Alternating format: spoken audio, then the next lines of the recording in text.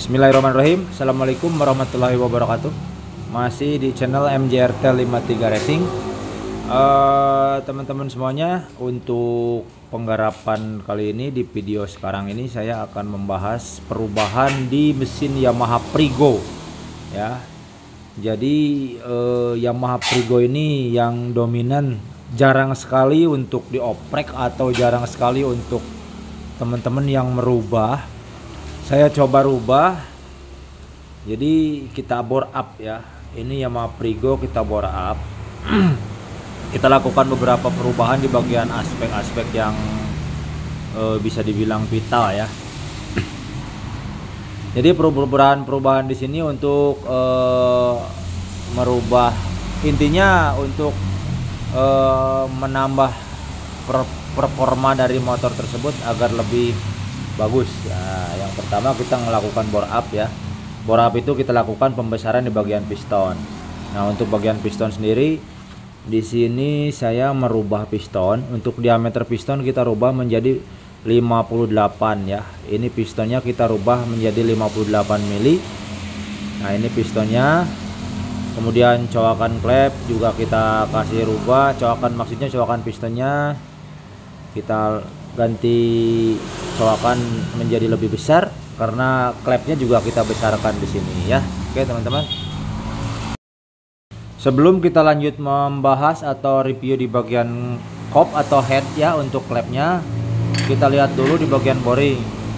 Nah, ini untuk bagian boringnya atau bloknya sudah ditanam liner yang sedikit lebih besar ya dari aslinya. Kemudian juga di sini linernya dipakai liner yang bahannya bahan besi semua ya, bahan besi cor.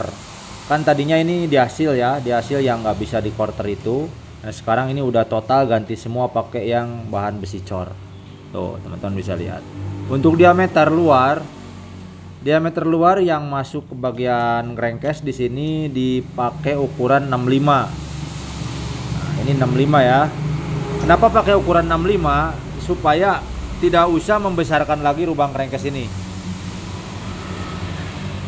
Nah, lubang crankcase ini masih standar ya. Ini untuk penanaman boring 65, lubang crankcase ini tidak usah dibesarkan lagi. Ini diameter lubang crankcase-nya aslinya kan sudah 65,5. Tuh, 65,5. Jadi masih ada space 0,5 mili ya. Masih ada space 0,5 mili supaya boring atau blok ini bisa masuk tanpa membesarkan lubang crankcase. Nah, jadi tanpa membesarkan lubang crankcase ini, boring ini udah bisa masuk. Ya. Enak nih untuk Prigo, terusan Mio M3 udah pada besar nih bagian ininya, bagian lubang crankcase-nya. Jadi jangan ribet atau nggak usah ribet lagi untuk membesarkan lubang crankcase. Nah, ini untuk selisih sisa dari boringnya, dari linernya ini masih ada 3,5 mili ya. Nah, ini masih aman. Jadi pakai piston 58 itu dengan ketebalan segini tuh masih sangat aman sekali ya. Nah, ini untuk boringnya. Sekarang kita lihat, bahas di bagian piston dulu, kembali ke piston karena ini sangat vital nih, harus benar-benar diperhatikan. Untuk perubahan piston di sini ada hal yang perlu sangat sekali diperhatikan, yaitu di bagian belakang piston. Nah, untuk bagian belakang piston yang pertama tinggi piston ini ya, tinggi piston ini. Nah, tinggi piston ini harus benar-benar diperhatikan. Kalau saya menjadikan tingginya itu 34 mili ya, dari sini, dari bibir liner, dari bibir piston paling atas ya, bibir piston paling luar yang menjadi jarak clearance. Pokoknya dari sini sampai ke ujung belakang sini tuh ukurannya itu, kalau saya menjadikan ukurannya 34 mili ya. Karena kalau lebih dari ini mentok di bagian sini, jadi nanti mentok ke kruk as ya. Jadi nanti ini mentok ke kruk as. Nah, yang harus diperhatikan lagi di pas oil jet. Nah, ini teman-teman bisa lihat untuk motor Prigo ini di sini ada oil jetnya. Nih saya kasih tunjuk ya. Nah ini nih. Nah ini oil jet. Ini gunanya ini oli yang keluar dari sini untuk melumasi bagian pen ya, pen belakang piston ini. Nah ke sini ya. Jadi nyembur ke sini ya, ke batang stang piston, nyembur ke bagian belakang piston supaya tidak terjadi overhead. Nah, di sini kalau misalkan pistonnya tidak dilakukan perubahan seperti ini bisa nabrak. Nanti oil jet ini bisa patah. Kalau oil jet ini patah, rawan, udah nggak ketahuan, patah, oli nggak naik, motor macet. Caranya seperti ini perubahan. Nah, jadi pistonnya dibikin seperti ini. Ini dibikin cekungan seperti ini ya. Pokoknya dibikin aja semaksimal mungkin supaya ini pas berada di TMB tidak nabrak ke oil jet. Nah ini jangan nyampe nabrak di oil jet, pas piston ke belakang. Nah pas piston ke situ, ke belakang sini, jadi ini jangan sampai nabrak ke oil jet ya. Dibikin seperti ini aja. Oh cekungan ya. Nah ini. Nah ini harus benar-benar diperhatikan. Oke, udah itu cukup ya. Kemudian kita masuk ke pembahasan di bagian headnya atau kopnya. Nah, ini headnya atau kopnya. Ini sudah menggunakan klep diameter 2824. Untuk klepnya kita ambil dari merek BRT. Nah ini 28 untuk yang in, yang X-nya 24. Oh ya. Kemudian di sini untuk gap antara klep in dan klep X di sini jaraknya kisaran 5 mili. Jaraknya 5 mili. Jadi ini sangat bisa sekali untuk menggunakan tipe knock as yang overlapnya tinggi. Nanti bisa segini nih maksimalnya. Nah, bisa segini nih maksimal overlapnya nih. Nah, overlapnya bisa segini maksimal ya. Tinggi banget ini. Wow, tinggi ya. Tapi nanti kalau settingan mah disesuaikan. Ini mah contoh ya. Tapi nanti disesuaikan. Tergantung settingan yang dimau ya.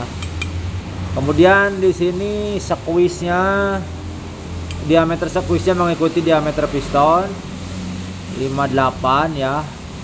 Dan lebar squeeze-nya kita kasih 4 mili ya. Lebar squeeze-nya kita kasih 4 mili ini. Udah, ruang bakarnya tipenya seperti ini.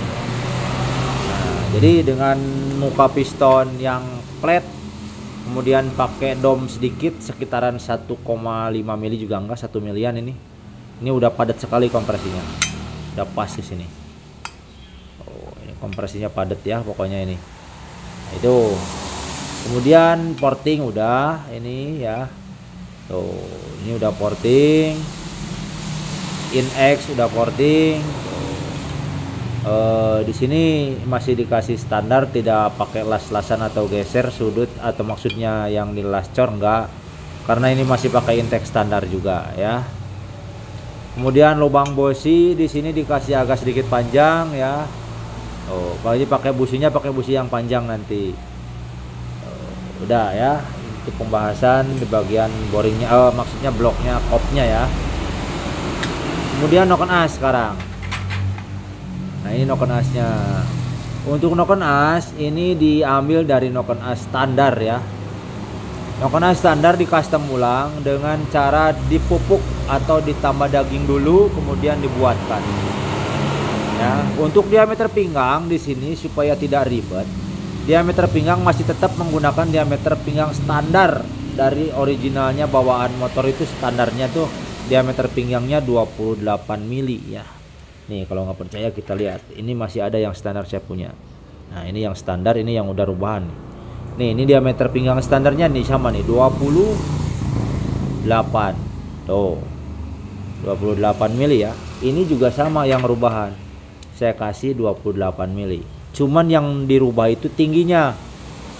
Tingginya sekarang menjadi 33,5. Sama plate untuk yang InX juga 33,5. Ya.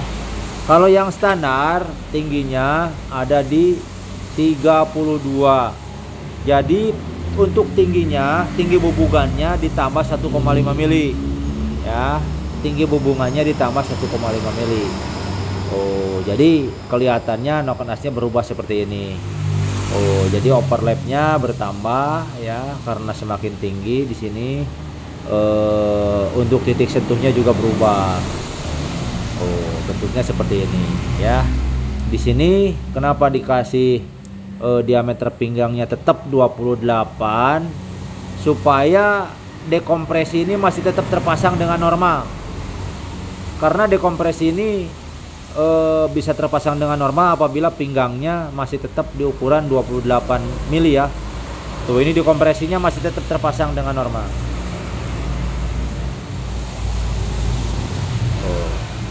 Jadinya nanti untuk starternya masih tetap kuat ya, double starternya masih tetap kuat. Kan kebanyakan rata-rata kalau ngerubah mesin untuk yang seperti ini katanya tuh starter nggak bisa, nggak kuat. Nah ini bisa ya, ini bisa, ini yakin bisa pokoknya karena dekompresi masih ada. Udah ya untuk di situ. Sekarang kita lihat untuk pulinya. Kalau untuk puli ini sih masih puli standar tapi udah custom bobotan. Ini udah bawaannya udah dibobot ya. Untuk derajatnya ini kemarin tuh kita konsultasi dengan pemilik kendaraannya. Ini 13,8 derajatnya ya. Terus jalur rollernya juga udah dikerok, udah dikasih tinggi nih ya. Udah, ini nggak banyak perubahan lagi, kita mengikuti dulu yang bawaannya. Cuman yang kita rubah di sini di bagian kampas. Nah ini kampasnya kita kasih rubah dengan kampas yang agak panjang ya. Nah ini panjang tuh, panjangnya 72 mili. Kenapa pakai kampas yang panjang ini ya, supaya lebih menggigit lagi untuk nanti dipadukan dengan ini, dengan mangkok yang udah kartel ya. Ini mangkoknya udah kartel, udah di custom bolong-bolong juga. Nah nanti dipadukan dengan kampas ini yang agak panjang. Tuh sepatunya panjang, jadi ya bagus lah, nanti nggak ada slip-slip lagi. Oke, mungkin itu perubahannya. Untuk perklep kita pakai perklep Swedia dengan tinggi 32 mili. Coba ntar saya kasih lihat. Nah ini perklepnya tipe Swedia tinggi 32 ya. Ini perklepnya dengan kawat ketebalannya 3 mili ya, gede nih, kawat ketebalannya gede 3 mili. Oh ini insya Allah kuat, tipe 32. Ini saya, produk ini saya punya ya, saya jual, biasa saya gunakan ini karena sudah saya tes ya, jadi ya saya yakin dengan produk ini. Oke, mungkin itu untuk perubahan-perubahannya. Tinggal kita siap pasangkan, kita siap rangkaikan. Nanti untuk insya Allah untuk apa, lanjut video selanjutnya mungkin setelah motornya hidup aja ya. Ini kita lanjut pemasangan aja dulu, nanti sedikit-sedikit pas pemasangan kita kasih lihat lah pokoknya untuk di video selanjutnya ya.